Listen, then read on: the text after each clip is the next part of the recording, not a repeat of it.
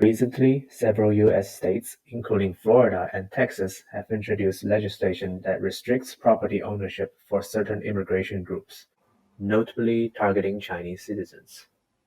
The controversial Bill SB 264, introduced and signed by Governor Ron Desantis, labels the acquisition of restricted property by Chinese individuals or selling real estate to them as a felony, while buyers and sellers from other targeted nations face rather lenient penalties.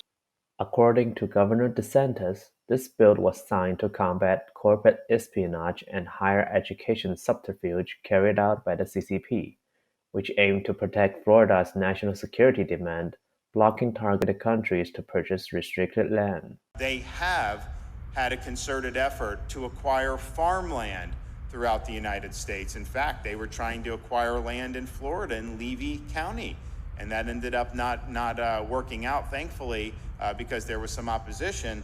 But nevertheless, you see what they're doing. And I look at things like farmland.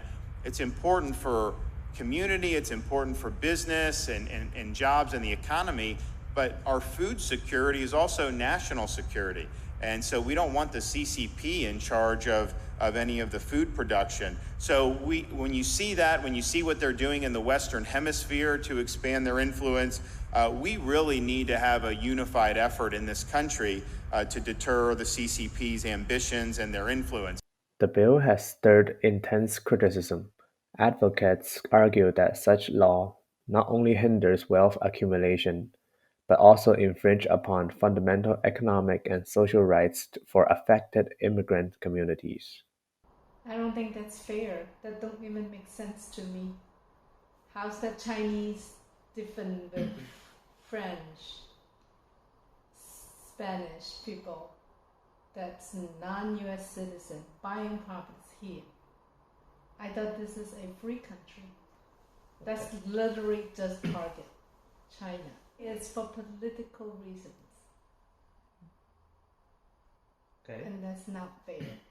Civil liberty advocates and local real estate developers have rallied, filing lawsuits and gathering support to challenge the bill, protecting their civil rights and economic interest. The enactment of this law has effectively relegated Chinese individuals to second-class citizens in Florida, said a press release of the Chinese American Legal Defense Alliance, a lawyer organization that filed a collective lawsuit against the state of Florida soon after the law went into effect.